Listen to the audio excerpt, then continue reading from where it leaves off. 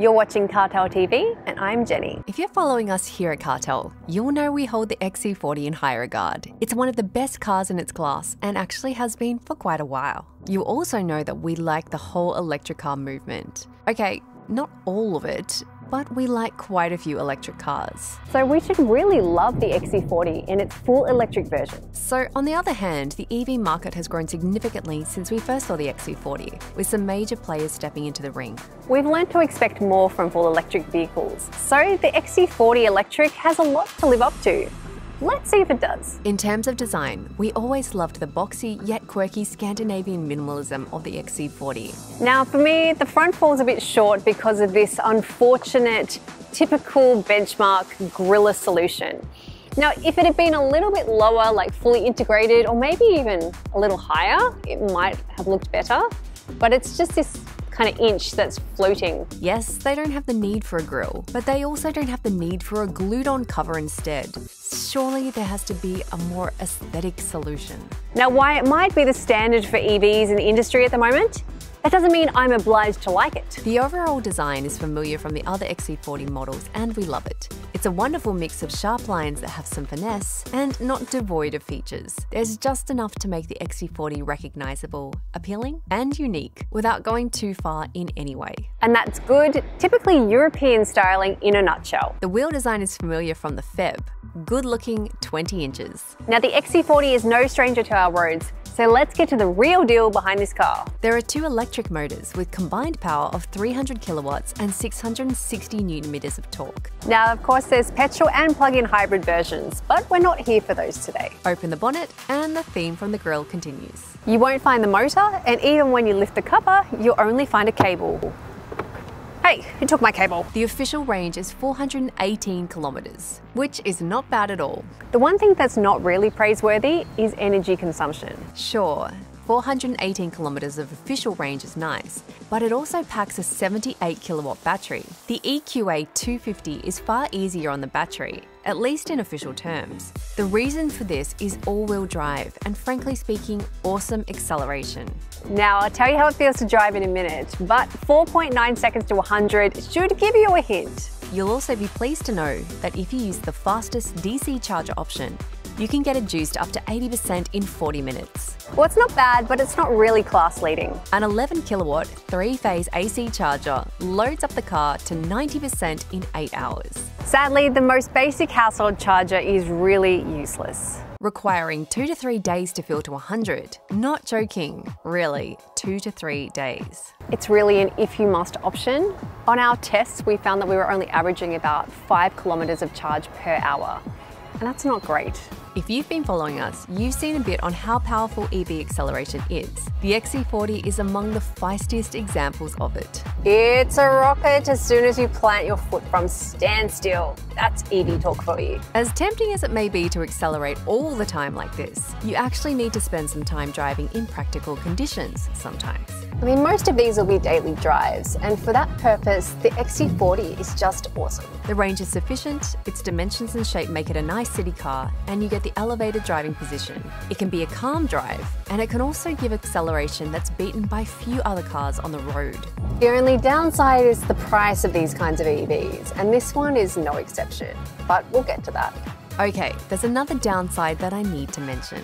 Unlike most other EVs, there's only one regen braking setting. Now, it's either off or it's on, and it's strong when it's on, like strong. And the only way you can turn it off again is to go through the touchscreen, which is not that easy. That's a bit inconvenient when other EVs give you a physical button or let you control regen braking from the paddle shifters. But once you get used to it, honestly, you'll just leave it on all the time. It's so nice, you don't even barely have to use the brake. It just does it for you. So you can just tap your foot at the traffic lights. Tap, tap, tap. The regen braking is really part of the EV driving experience, and it's actually a huge positive. Suspension is also pretty good, but it can be a little jumpy on bad roads. Nothing unexpected, really. It's a car with a small wheelbase and pretty nice handling control. Now, something I haven't seen yet. Well, when I first got in this car, of course, I was looking for the on button, but there is not one. So pretty much as soon as you open the door, the car turns on, and to drive, you just need to put it into drive. And again, when you get out, it turns off. The interior design and quality have been one of the XC40's strong points for a few years now, and it is the same in the pure electric version as well. Once inside, the quality is apparent, although some of the styling is a little, I don't know, like starting to date to me now, like piano black, I'm very over, and not sure about this pattern. I think that the metallic or the wood grain would look a lot better. But one of the big things that we have to bring up is, why is the design not more specific to the EV? Because you've got this huge like transmission tunnel here, but I mean, I'm assuming there's nothing underneath it. Why not condense that space a little bit, add a little bit more leg room? And it even comes all the way into the back with that bump in the middle between the two seats on the floor. So does that need to be there? I feel like it could be refined and specialized further. The materials are awesome, seats are so comfortable, and the controls are minimalistic, yet really easy to use. And again, that portrait orientation for the infotainment system, which while it was unique, it is now becoming less common as well. A lot of the other brands are moving to landscape. With the likes of Tesla and the new S-Class Mercedes changing the direction. As standard, you get things like leather upholstery, awesome digital instrument cluster that can also show navigation, dual zone climate, the mentioned large infotainment screen, digital radio, wireless phone charger, 360-degree camera, keyless entry, and a Harman Kardon sound system. And of course, there are far more features than that, but when you get these features as standard in a car, you know that it's of good quality. The XC40 is a success in terms of practicality as well. Interior storage is ample, with 2 cup holders up front, deep armrest bin, glove box, a spacious tray in front of the gear lever, and pretty large door bins with bottle holders. Now there is smartphone integration, which has worked really well, but there's not Apple CarPlay as far as we could tell. But many of the infotainment apps are Google apps. So once you log in, it should all be familiar and personalized. Also, this car has its own independent internet connection, and also, like Tesla, can support over-the-air updates. And there are air vents in the back here, which is always welcome in my book. They also continue the upright air vent theme from the front. And although it's not my first rodeo in the back of an XC40, I am always surprised and pleasantly so about how spacious it is. And it is noticeably for a small car.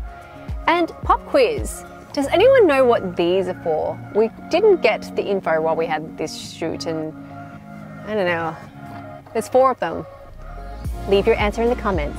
It's boxy exterior styling, which makes great headroom understandable. Legroom is great, as well as the knee angle, but again, do we need this transmission tunnel here? Do we? Of course, exterior dimensions have to show some limits. Now, whilst very comfortable for 2 people, it's not really a 3-person back seat. It does have the features of USB-C 2 charging ports here, optional heated seats, map pockets, door bins and pockets, and your cup holder in the back here.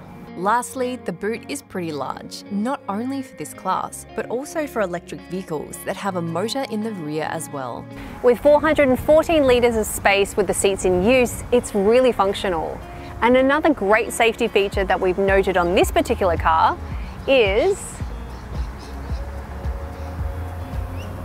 there is a safety stop mechanism for the automatic boot lift and drop. There's also an underfloor storage for a bit more space, and it helps keep the boot nice and clean. Now, Volvos have a reputation of being very safe, and that's for a good reason. Just some of the standard features on this model include auto emergency braking, speed assist, blind spot warning, active cruise control, rear cross traffic alert, lane assist, lane departure warning, road sign information, ongoing lane mitigation, hill start assist, hill descent control, reversing camera with a 360-degree function, and more.